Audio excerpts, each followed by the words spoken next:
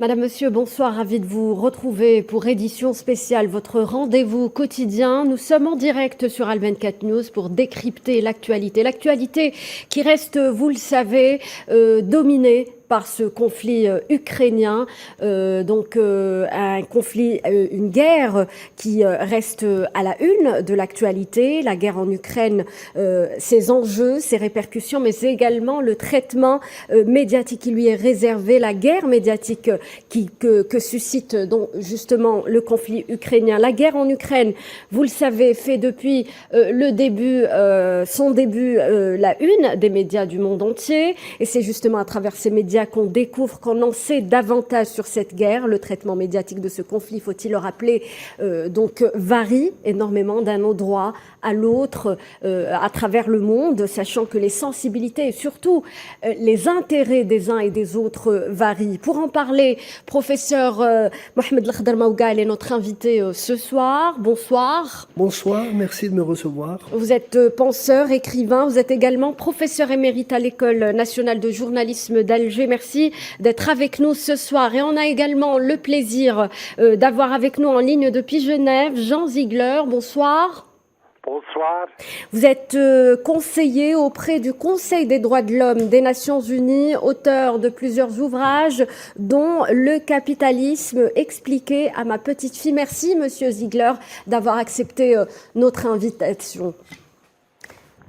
Et pour entrer dans le vif du sujet, messieurs, permettez-moi, Monsieur Maougal, de donner d'abord la parole à Monsieur Ziegler. Monsieur Ziegler, vous, en tant que citoyen européen, lorsque vous regardez ce conflit ukrainien à travers les médias occidentaux entre autres, quel est votre ressenti? Quel regard vous portez à ce conflit à travers donc ce que relaient les médias?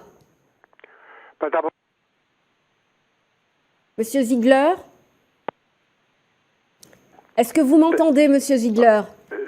Pas très bien, vous parlez pas assez fort. Alors écoutez, j'aimerais revenir un petit peu sur ce qui se passe, ce conflit ukrainien qui est donc qu'on découvre à travers les médias. Vous, Monsieur Ziegler, en tant que citoyen européen, lorsque vous regardez le traitement médiatique qui est réservé à ce conflit, quelle est votre perception des choses? Quel regard vous portez à ce conflit?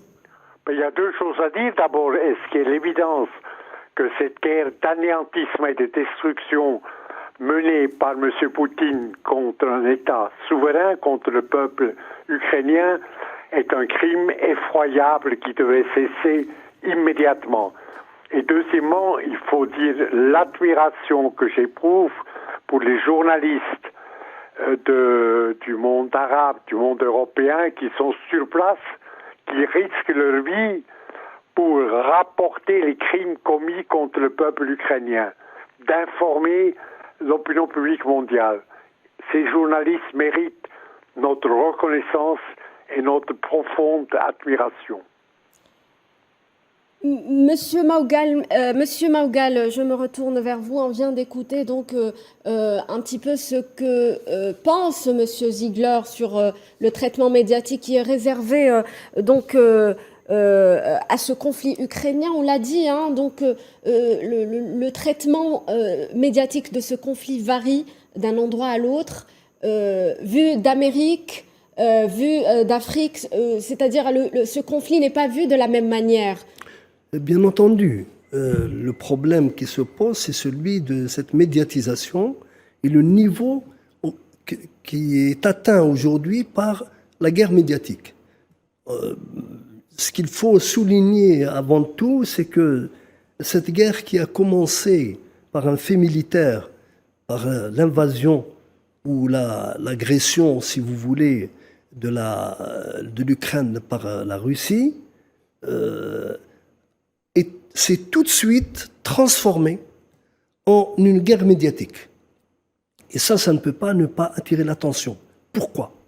Est-ce que la guerre médiatique est devenue plus importante que la guerre militaire?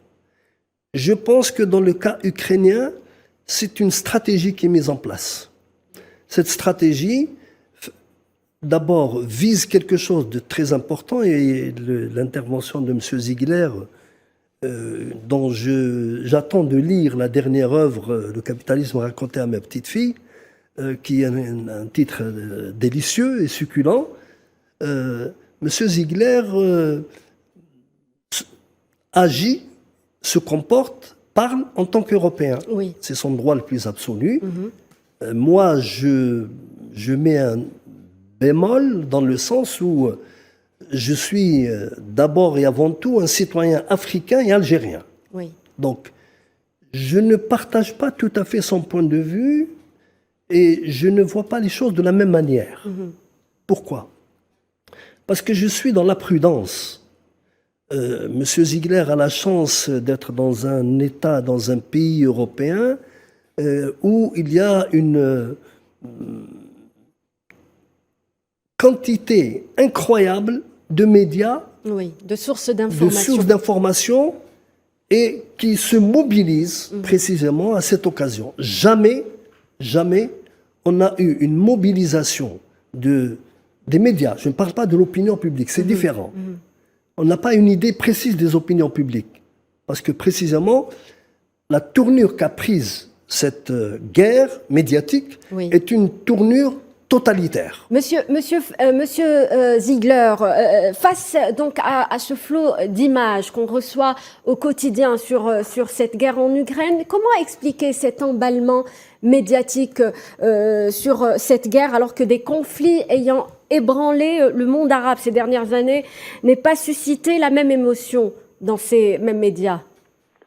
Je voulais juste dire d'abord que tout ce que mon collègue vient de dire est évidemment très intelligent et très juste. Il a raison d'évoquer cette méfiance face à cette guerre des paroles contradictoires. Pourquoi cette guerre d'Ukraine saisit l'opinion publique, mobilise la presse en Occident et notamment en Europe?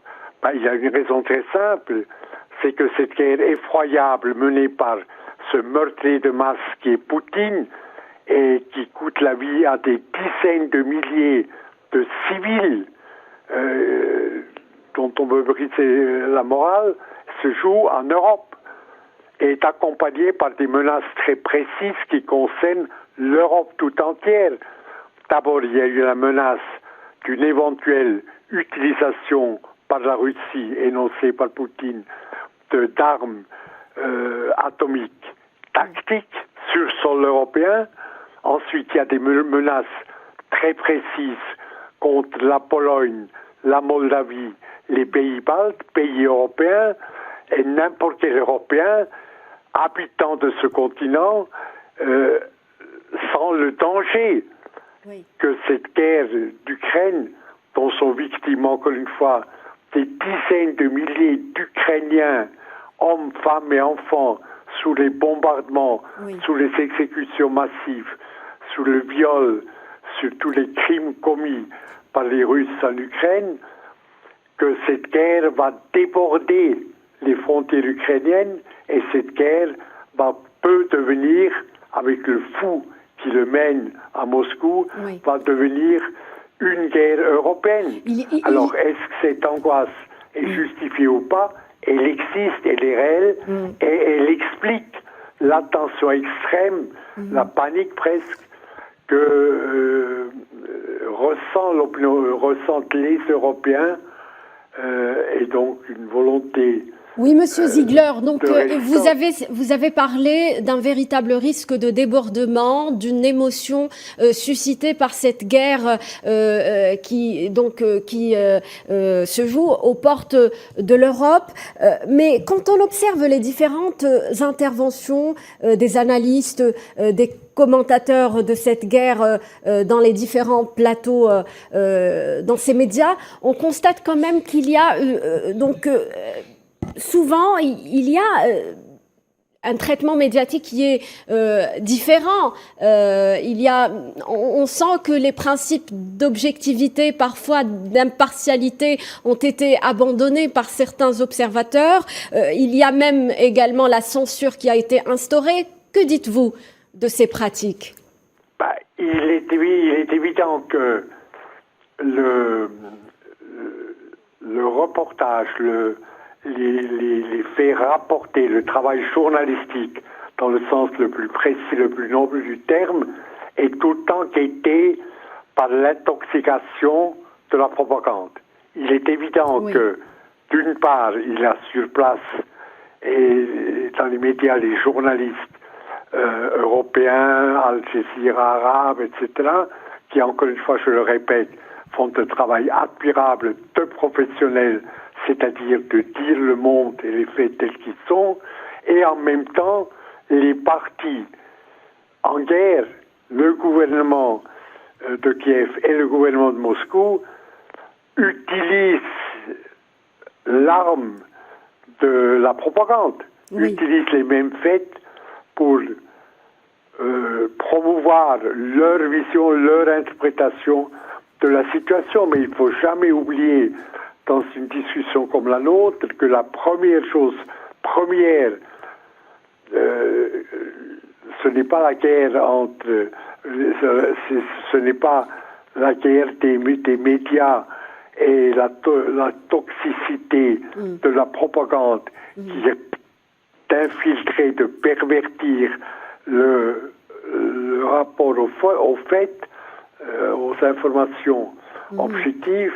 Le premier problème, c'est horrible, c'est la guerre, c'est les gens qui meurent, qui sont torturés, les femmes violées, les amputés, les enfants amputés, brûlés par l'aviation et l'artillerie russe.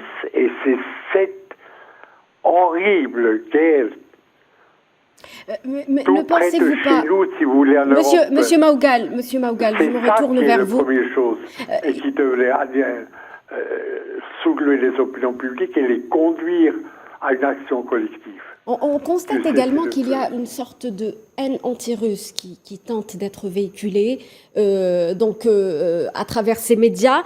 On parle de Poutine, on qualifie Poutine de criminel de guerre. Toutes les limites ont été franchies durant ce conflit. Quelles sont, à votre avis, les motivations ? Les motivations sont émotionnelles pour précisément utiliser ce conflit. Ce n'est pas le premier. C'est le 3e conflit en Europe en moins de 20 ans. Les gens ont la mémoire courte. Il y a eu d'abord la Bosnie-Herzégovine. Il y a eu l'intervention en Roumanie. La fameuse histoire en 1989 de Timișoara. La honte lamentable des journalistes et des agences de presse qui nous ont fait avaler des couleuvres, des pitons, des boas. Un charnier a été présenté à l'opinion publique internationale alors que c'était des cadavres qui avaient été ramenés des morgues. Il faut rendre hommage aux journalistes qui ont dénoncé cela, et en particulier un journaliste français qui s'appelle Bruno Mazur, que je salue au passage, parce qu'il a été le premier à dire « basta, ça suffit ». Ça suffit la manipulation. Et cet épisode a porté justement atteinte à la crédibilité des médias pendant plusieurs années. C'est à ce moment-là que l'opinion, une bonne partie de l'opinion mondiale, a commencé à se méfier. Et l'opinion, en particulier russe, se méfie à partir de ce qui s'est passé en Serbie, ce qui s'est passé en Bosnie-Herzégovine, ce qui s'est passé en Roumanie, en Bulgarie, etc. Donc il y a une méfiance de départ. L'actuelle guerre d'Ukraine, ce n'est pas un tonnerre ou une tempête qui est dans un ciel serein. Tout au contraire. Et je pense que c'est pour ça que tout à l'heure, à mon avis, j'ai porté un jugement et j'assume ce jugement. Je dis que la consommation et la production de la guerre médiatique en Europe a une particularité. Cette fois-ci, elle est totalitaire.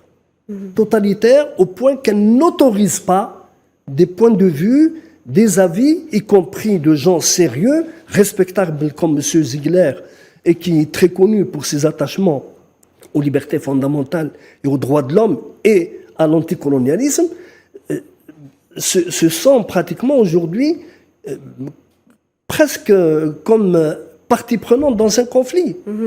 On a jugé Poutine. C'est un peu trop facile. Il s'agit de parler du peuple russe. Le peuple russe, en 2001, après le passage honteux de Boris Eltsine, cet éthylique malade mental qui a failli pratiquement faire couler toute une région. La Russie, les gens l'oublient, et je voudrais rafraîchir la mémoire de M. Ziegler, la Russie avait demandé à adhérer non seulement à l'Europe, mais à l'OTAN. Oui. Monsieur Il ne faut pas l'oublier, ça. Monsieur Et Ziegler. heureusement pour nous, les pays du tiers-monde, heureusement que l'Europe, avec son racisme, avec ses discriminations, a rejeté la demande des Russes. C'est un grand service qu'elle nous rend. Monsieur Ziegler, j'aimerais justement avoir votre avis au sujet de cette histoire des exactions de Boutcha, hein, qu'on observe au quotidien à travers les médias durant ce conflit ukrainien. Certains observateurs ont vu en cet épisode, si vous voulez, une histoire qui ressemble à ce qui s'est passé en Roumanie.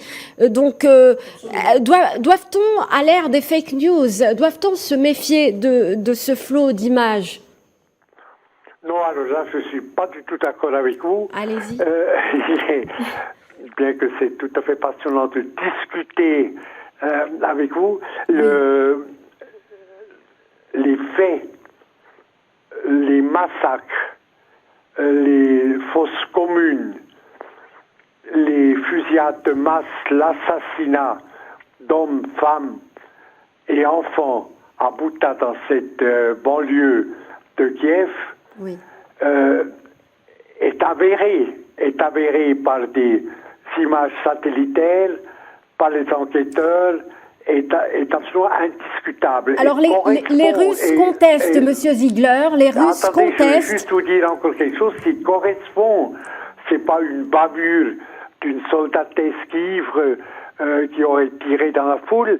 C'est une stratégie de Poutine et de tout pouvoir impérial d'ailleurs qui rappelle la guerre d'Algérie. Je pense cet exemple. Vous prenez l'héroïque guerre d'Algérie du peuple algérien pour son indépendance. Eh bien, le pouvoir colonial criminel a, durant cette guerre, bombardé des mestas, napalmisé des villages, massacré des familles, Oui. par milliers, pour tenter de briser le moral de résistance totalement admirable du peuple algérien. Oui. Pour briser son moral. Ils n'ont pas réussi, parce que le peuple algérien qui a souffert de cette stratégie de massacre collectif. Mais Monsieur Ziegler, comment peut-on, Monsieur Ziegler, permettez-moi de vous interrompre. Comment peut-on attester des faits sans établir une enquête? Parce que les Russes disent également détenir des preuves qu'il s'agit d'une mise en scène. Il y a donc le ministère russe de la Défense dit que les forces russes s'étaient retirées de la ville de Boutcha le 31 mars et les images ont été diffusées le 2 avril. Qu'en dites-vous? Vous êtes rapporteur, vous êtes conseiller auprès du Conseil des droits de l'homme. Écoutez, là, le Conseil des droits de l'homme, c'est du sérieux, des Nations Unies d'ailleurs. L'Algérie joue un rôle très remarquable d'objectivité et de solidarité avec les victimes. Le Conseil des droits de l'homme et la Cour pénale internationale, par exemple, ont des enquêteurs sur place.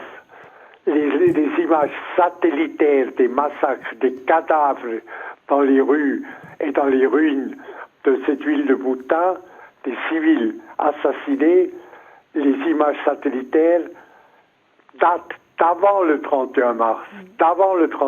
Donc du temps de la présence des troupes russes, des assassins sur place. Il y a techniquement, quel que soit le camp auquel vous appartenez, aucun doute possible que ces massacres de la population civile de la petite ville de Bouta ont été commis par les soldats, par les 2 régiments de parachutistes russes qui occupaient cette ville. Il n'y a aucun quelconque doute possible. Oui. Donc, Mais si- que la propagande russe. Monsieur Maugal, vous voulez intervenir? c'est terrible. Moi, je suis triste qu'un intellectuel honnête, qu'un intellectuel de cette trempe se laisse berner par une histoire abracadabrante. J'ai vécu la guerre d'Algérie, monsieur. J'ai vécu la guerre d'Algérie, et ce que vous avez dit tout à l'heure, il y a eu aussi pendant la guerre d'Algérie des massacres qui ont été mis sur le dos des moudjahidines. Il y a des villages qui ont été incendiés par l'armée française et on a dit aux gens, ce sont les moudjahidines. C'est une vieille recette tout ça. Oui, Ne la racontez pas aux Algériens. Plus que tout autre peuple, nous avons connu en même temps la guerre et la guerre médiatique, dans toute son horreur. Toute son horreur. Ce qui est sûr, Monsieur Ziegler, et je pense que vous Oui, serez non, d'accord mais avec moi, on ne peut attester des faits sans établir une enquête donc Et qui indépendante. établit l'enquête? C'est le problème. Qui fait l'enquête? Les images satellitaires qui sont contestées par personne. Si, tout le monde la compte. victimes. Mais monsieur, les Russes ne l'acceptent. ont été prises, ces images, durant la présence des 2 régiments parachutistes russes à Bouta. Là-dessus, tout le monde est d'accord. Non, monsieur. Vous, Européens, ils sont vous là, êtes d'accord. ils ont été Nous ne sommes pas présentés en d'accord Conseil de parce que nous sécurité, ils refusons sont accessibles d'avaler à des tout le monde. couleuvres. Hein? Nous refusons d'avaler des couleuvres, monsieur. Nous savons que dans la guerre médiatique, tout va se jouer. Et l'enjeu n'est ni européen, ni asiatique, il est ailleurs. Et j'espère qu'on en discutera. Donc la propagande peut être de part et d'autre, Non, Monsieur Ziegler, vous êtes... Mais là-dessus, sur ces massacres, vous prenez les massacres de Sétif, du pouvoir colonial français contre le peuple algérien, les massacres de Sétif. Eh bien, ils font aucun doute. Alors que la France a toujours nié, a dit on n'est pas responsable, ce n'est pas vrai, c'est une mise en scène des nationalistes algériens, etc., etc. Or, les massacres de Sétif, crime contre l'humanité qui ne connaît pas de prescription, ce crime contre l'humanité a été commis et personne aujourd'hui doute de la réalité de ces massacres. Que la propagande française à l'époque coloniale Mais monsieur Ziegler, monsieur Ziegler, c'est un fait, mais ça ne change rien à la réalité des massacres de Sétif. Oui, mais monsieur Ziegler, l'affaire des massacres de Sétif, ce sont les militaires, certains militaires français par la suite, qui ont eu la mauvaise conscience, qui sont passés à table, qui ont témoigné. Aujourd'hui, le fait est que nous sommes dans une situation encore brûlante, chaude, Oui. et ce n'est pas aujourd'hui qu'on aura des témoignages. Oui. Ça va venir. oui. Il faut faire confiance à la nature humaine, il faut faire confiance à la générosité. Donc le temps vous donnera peut-être raison, Monsieur Jean Ziegler, donnera peut-être Non, aussi il me donne raison pas aux le Russes. temps, pas le temps. Le présent immédiat donne raison. Non, il ne donne pas raison le présent immédiat, monsieur. Ça n'a Ziegler, jamais été le cas. Monsieur Ziegler, justement, à l'ère de la désinformation, dans une période où la propagande bat son plein, comment résister? Comment créer son propre opinion dans tout ce branle-bas? Par la réflexion, par la prise de conscience, Elle par la demande, prise de position aussi contre une stratégie qui veut anéantir la population civile, la massacrer pour qu'elle se tourne contre les résistants, contre sa propre armée. Exactement ce que le pouvoir colonial a essayé de faire en Algérie durant la guerre de libération. Or, monsieur Ziegler, excusez-moi, population algérienne- monsieur Ziegler, Mais on n'est pas dans cette vous avez cité configuration. tout à l'heure Al Jazeera. Oui. Al Jazeera a montré une chose absolument incroyable que j'ai vue à la télé sur Al Jazeera. L'envoyé spécial de Al Jazeera à Mariupol a braqué sa caméra sur une ambulance, s'attendant à voir décharger de cette ambulance des blessés. Vous savez qui est descendu de cette ambulance? C'était des militaires ukrainiens, armés jusqu'aux dents. Et ils se sont mordus les dents après. Les gens d'Al Jazeera ne savaient plus où se mettre. Il y a eu également, Monsieur Ziegler, je ne sais pas si vous avez suivi également donc le bombardement de cette crèche qui a été relayé par les médias occidentaux. Les Russes ont réussi à démonter ces faits. Comment vous le percevez? Non, je crois que notre discussion qui est intéressante, qui apporte certainement quelque chose à la prise de conscience de ceux qui nous écoutent, parle de cette guerre médiatique qui est un fait. Mais l'autre fait sont les faits meurtriers dont cette presse, cette guerre médiatique, s'en est emparée. Alors, oui, mais les faits dont vous parlez, Monsieur Ziegler. Nous, hommes libres, hommes, femmes libres, dotés de conscience et de morale et d'une capacité de solidarité et de dénonciation, eh bien, à chaque fois que la propagande de l'un ou l'autre parti se saisit d'un fait, d'un massacre, d'un meurtre collectif, comme par exemple à Bouta, c'est d'aller au bout de ce que notre propre réflexion critique, notre propre investigation, vous savez, Monsieur Ziegler, permet de faire. C'est tout ce qu'on peut faire. C'est absolument tout ce qu'on peut faire. Simplement dénoncer la guerre médiatique, bon, ça n'amène nulle part. Il faut opposer à cette guerre médiatique notre intelligence, notre morale, notre solidarité. Non, les arguments qui consistent à mettre en avant la guerre militaire sont des arguments fallacieux, parce que avec des arguments comme ça, on veut couvrir la nature réelle à laquelle est arrivée aujourd'hui cette guerre. La guerre médiatique est devenue l'élément fondamental aujourd'hui. Et c'est avec cette guerre médiatique qu'on manipule le monde. Moi, je ne peux pas ne pas faire attention au fait que les belligérants, c'est vrai que les belligérants, ils sont deux, au moins en Ukraine. D'un côté les Russes, de l'autre côté les Ukrainiens. Mais tout le reste, les États-Unis et leur succursale de mercenaires, qu'est-ce qu'ils font? Les États-Unis n'interviennent pas du tout. Et les États-Unis, leur rôle essentiel dans cette guerre, c'est de vendre de l'armement aux Européens, d'accroître la tension médiatique en disant il y a des massacres comme ça s'est passé. Or, les États-Unis, en matière de témoignages sur les massacres, sont les plus mal placés. Il y a à peu près une centaine d'interventions des États-Unis depuis la Deuxième Guerre mondiale. Et tout le monde le sait. Et tout le monde sait que, de tout temps, l'agressivité américaine, en particulier l'agressivité des États-Unis et de l'armée américaine, qui n'a jamais remporté une victoire sur les peuples qu'elle a agressés, cette armée-là, aujourd'hui, elle ne pavoise que médiatiquement et elle ne gagne les guerres qu'à Hollywood. Très bien, donc on a compris l'importance et l'importance. Monsieur Ziegler, allez-y. Laissez-moi dire quand même que mon collègue a tout à fait raison quand il dénonce avec clarté la position américaine. L'isme américain, qui est de nouveau à l'œuvre dans cette guerre médiatique, ça c'est vrai.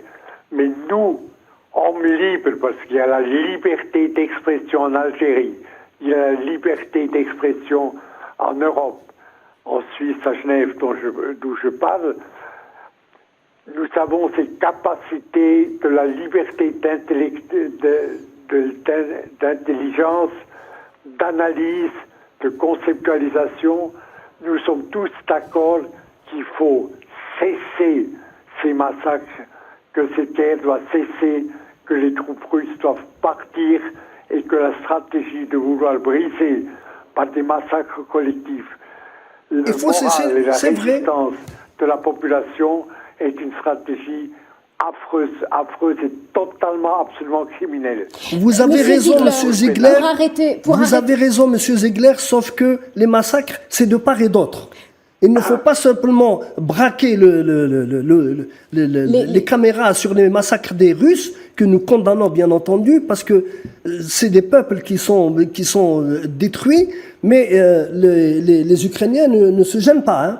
Monsieur Ziegler. Mais les Ukrainiens, il n'y a aucune ville russe, à ma connaissance, qui est bombardée, dont les quartiers d'habitation sont rasés, les habitants assassinés par les Ukrainiens. Monsieur Les Ziegler, Ukrainiens se défendent. il reste quelques défendre minutes contre avant la la fin, population. Monsieur Maougal, il reste peu de temps avant de clôturer cette émission. J'aimerais, Monsieur Ziegler, un dernier mot pour justement cesser ce conflit. Il faudrait justement encourager les pourparlers entre les deux parties. Les médias ont un rôle dans ce sens. Mais les pourparlers, ce sont les États-Unis qui n'en veulent pas. Devraient, quand les médias font leur travail, une grande partie de ces médias le font, créer la transparence qui est faite et créer une pression dans l'opinion publique mondiale pour que enfin des négociations aient lieu, que cesser du feu soit négocié et que les troupes russes quittent l'État souverain d'Ukraine qui sont attaqués, envahis criminellement le 24 février passé. Merci, Monsieur Jean Ziegler, pour votre contribution. Je rappelle que vous êtes conseiller auprès du Conseil des droits de l'homme à Genève. Un dernier mot, Monsieur Maougal, pour clôturer cette émission. C'est une guerre atroce. Le dernier mot, c'est que les médias ont justement un rôle pour... Je voudrais finir sur ça, justement, sur cette histoire de l'importance des médias et de la guerre médiatique. Je suis un peu triste parce que j'ai beaucoup de respect pour M. Ziegler, d'abord pour l'action qu'il a menée pour l'indépendance de notre pays, et ensuite, c'est un intellectuel intègre et honnête. Je suis triste qu'il puisse penser que ce qui est de l'idéologie, ce qui est de la médiatisation occidentale, c'est une médiatisation universelle. Non, elle n'est pas universelle. Il a condamné la guerre. Attendez, s'il vous plaît. Oui. À travers la médiatisation européenne, nous n'avons que le point de vue des Européens. Oui. Moi, je ne sais pas quel est le point de vue de la Chine.